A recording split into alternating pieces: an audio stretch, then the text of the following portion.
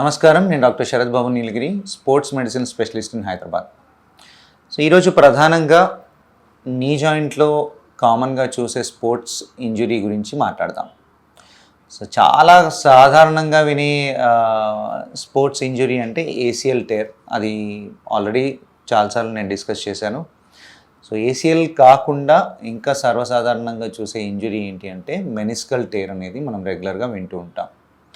Meniscus అంటే ఏంటి? Meniscus అనేది రెండు ఎముకల మధ్యలో, మన తొడ ఎముక ఇంకా కాలెముక మధ్యలో సి షేప్డ్ స్ట్రక్చర్ లాగా ఉండి రెండు వైపులా రెండు ఎముకల్ని ప్రొటెక్ట్ చేసే షాక్ అబ్జార్బర్ లాగా ఉండే స్ట్రక్చర్ అనమాట. సో మెనిస్కస్ రెండు వైపులా ఇలాగా ఉంటుంది, సి షేప్ లాగా.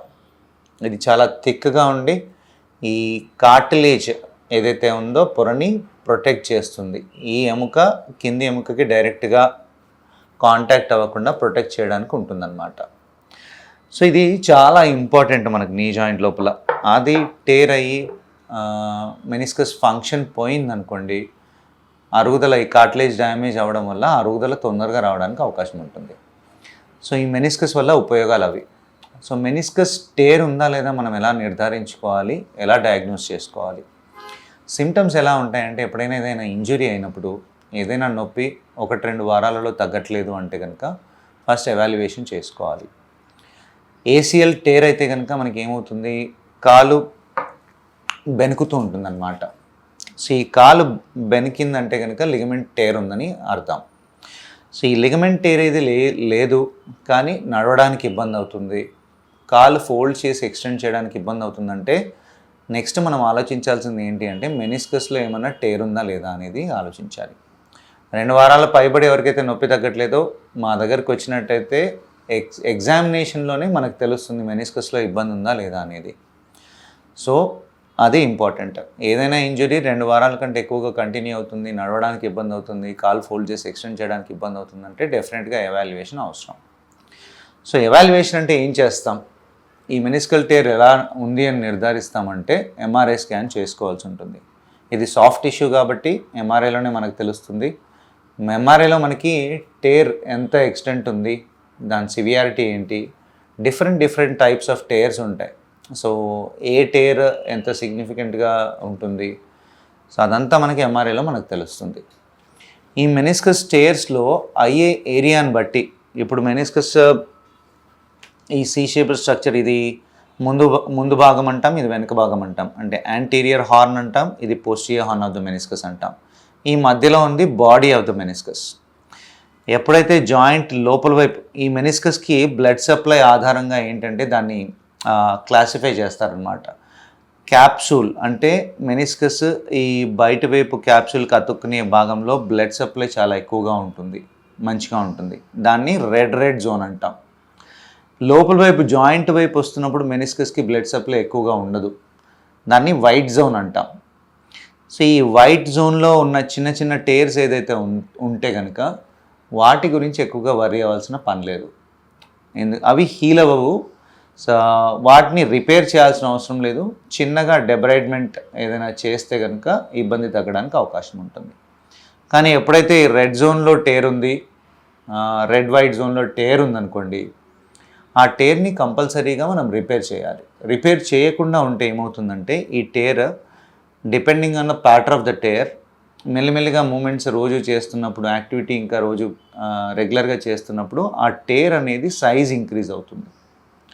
సైజ్ ఇంక్రీజ్ అయినప్పుడు అదొక బకెట్ హ్యాండిల్ టేర్, అంటే చాలా ఎక్స్టెన్సివ్ టేర్ లాగా ఫామ్ అయిపోయి ముందర కొంచెం అటాచ్మెంట్ ఉండి వెనకాల కొంచెం అటాచ్మెంట్ ఉండి ఈ కంప్లీట్గా టేర్ అవ్వడం వల్ల ఈ part of the meniscus joint లోపలికి ఫ్లిప్ అయిపోతుంది అనమాట. ఇలా కాలు ముడిచినప్పుడు, చాపినప్పుడు ఈ రెండు ఎముకల మధ్యలో అబ్స్ట్రక్షన్ క్రియేట్ చేస్తుంది. దాన్నే లాకింగ్ ఎపిసోడ్స్ అంటాం. సో అలా ఎక్స్టెన్సివ్గా టేర్ ఉన్నప్పుడు లాకింగ్ ఎపిసోడ్స్ వస్తాయి. అంత టేర్ ఉన్నప్పుడు ఏమవుతుంది, ఆ మెనిస్కస్ ఇంకా కొన్ని రోజులలో పనిచేయడం మానేస్తుంది. సో ఇలాంటి సిచ్యువేషన్ వరకు తీసుకురాకుండా మెనిస్కల్ టేర్ని ఎర్లీగా ఎవాల్యుయేట్ చేసుకోవాలి. మెనిస్కస్ లేకపోతే కనుక ఆర్థరైటిస్కి లీడ్ అవుతుంది, ఎర్లీగా నొప్పులు రావడానికి అవకాశం ఉంటుంది. కాబట్టి మెనిస్కస్ రిపేర్ చేయాల్సిన అవసరం ఎంతైనా ఉంటుంది. ఈ రిపేర్ ఎలా చేస్తాము అంటే arthroscopy surgery, keyhole surgery, ఈ మోకాలు చుట్టూ 2 హోల్స్ చేసి ఒక హోల్ త్రూ కెమెరా పాస్ చేసి ఆ మెనిస్కల్ టేర్ ఎక్కడుందో ఐడెంటిఫై చేసి ఇంకొక హోల్ త్రూ మనం ఇన్స్ట్రుమెంట్స్ అన్నీ పాస్ చేసి మెనిస్కస్ రిపేర్ చేయడానికి రకరకాల టెక్నిక్స్ ఉంటాయి.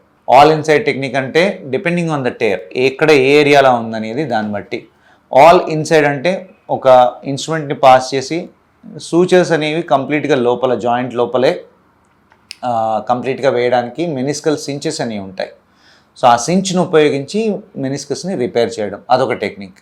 ఇన్సైడ్ అవుట్ టెక్నిక్, లోపల నుండి నీడిల్స్ పాస్ చేసి ఆ థ్రెడ్స్ని బయటి వైపు జాయింట్ వైపు తీసుకొచ్చి ఆ టేర్ ప్యాటర్న్ బట్టి ఇన్సైడ్ అవుట్గా మనం రిపేర్ చేయడం ఒకటి. అవుట్ సైడ్ ఇన్ టెక్నిక్ అనేది బయట నుండి నీడిల్స్ పాస్ చేసి లోపలికి థ్రెడ్స్ తీసుకొచ్చి దాన్ని ఎలాగా మళ్ళీ రిపేర్ చేయడం. ఏదైనా any technique which ever is feasible, కొంచెం అంటే ఏది మనం మెనిస్కస్ని సేవ్ చేయడానికి ఉపయోగపడుతుందో ఆ టెక్నిక్ ప్రకారంగా మెనిస్కస్ని రిపేర్ చేయడం కంపల్సరీగా అవసరం. సో ఇలా రిపేర్ చేసిన తర్వాత రికవరీ ఎలా ఉంటుందని చాలామంది అడుగుతారనమాట. ఎప్పుడైతే మెనిస్కల్ రిపేర్ చేసామని ఓన్లీ డెబరైట్మెంట్ అంటే చిన్న చిన్న టేర్స్ ఉన్నాయి, కాకపోతే ఈ వైట్ జోన్లో ఉన్నాయి, సో వాటిని రిపేర్ చేయడం అవసరం లేదు. దాన్ని కంప్లీట్గా షేవ్ చేసి మెనిస్కస్ని ట్రిమ్ చేసి కంప్లీట్గా మంచి షేప్లోకి తీసుకొచ్చిన తర్వాత నెక్స్ట్ రోజు నుండి నార్మల్ యాక్టివిటీస్ అన్నీ చేసుకోవచ్చు, ఎక్సర్సైజ్ రెగ్యులర్గా చేసుకోవచ్చు, నార్మల్గా వాక్ అంతా చేసుకోవచ్చు. ఎప్పుడైతే మెనిస్కస్ని రిపేర్ చేసామో ఆ మెనిస్కస్ రిపేర్ చేసిన ఏరియాని బట్టి యాంటీరియర్ హార్నర్ రిపేర్ చేసామా, బాడీ రిపేర్ చేసామా, లేకపోతే పోస్టీరియర్ హార్నర్ రిపేర్ చేసామా, దాన్ని బట్టి ఫోల్డింగ్ ఎంతవరకు అలౌ చేస్తాము ఒక 3 వీక్స్ వరకు 0 to 90 degrees ఎన్ని రోజులలో తీసుకురాగలమో అది ఒక ప్రోటోకాల్ ఉంటుందన్నమాట. అలాగే బరువు ఎన్ని రోజులు పెడతామనేది ఒక 3 వీక్స్ వరకు అది కూడా ఏరియాని బట్టి మనం డిసైడ్ చేస్తాం. ఏదైనా 3 వారాలు కొన్ని రిస్ట్రిక్షన్స్ ఉంటాయి. 3 వారాల తర్వాత యాక్టివ్గా ఎక్సర్సైజ్ స్టార్ట్ చేయడం జరుగుతుందన్నమాట. సో నార్మల్ వాక్ చేయడానికి 4 to 5 వీక్స్ టైం పడుతుంది మెనిస్కల్ రిపేర్ తర్వాత. స్పోర్ట్స్ ఇవన్నీ జాయిన్ అవ్వడానికి మళ్ళీ నార్మల్గా జాయిన్ అవ్వడానికి 6 నెలలు టైం పడుతుంది. సో ఈ 6 నెలల్లో స్ట్రెంథనింగ్, మోకాళ్ళు ఇదైతే ఎప్పుడైతే మనం రెస్ట్ ఇస్తామో ఈ క్వాడ్రిసెప్స్ తొడ మజిల్స్ అనేవి వీక్ అవ్వడానికి అవకాశం ఉంటుంది. ఈ క్వాడ్రిసెప్స్ మజిల్స్ స్ట్రెంగ్త్ అంతా ఇంప్రూవ్ చేసుకుని సో దాని గురించి కూడా రికవరీ అయిన తర్వాత స్పోర్ట్స్ ఎప్పుడు ఆడగలుగుతారో దానికి కూడా అసెస్మెంట్ ఉంటుంది. ఆ అసెస్మెంట్ అంతా అయిన తర్వాత మళ్ళీ స్పోర్ట్స్ చేయడానికి రీగెయిన్ చేసుకోవడానికి అవకాశం ఉంటుంది. సో మెనిస్కల్ టేర్స్ అనేవి నెగ్లెక్ట్ చేస్తే ఇంకా ఎక్కువ కాంప్లికేషన్స్ అంటే ఆర్థరైటిస్ అనేది రావడానికి ఎర్లీగా రావడానికి అవకాశం ఉంటుంది. కాబట్టి మెనిస్కస్ మనకు చాలా చాలా అవసరం, జాయింట్ని ప్రిజర్వ్ చేయడం అవసరం. సో మెనిస్కల్ రిపేర్ అనేది అవసరం ఉంటే కనుక కంపల్సరీ చేయించుకోవాలి.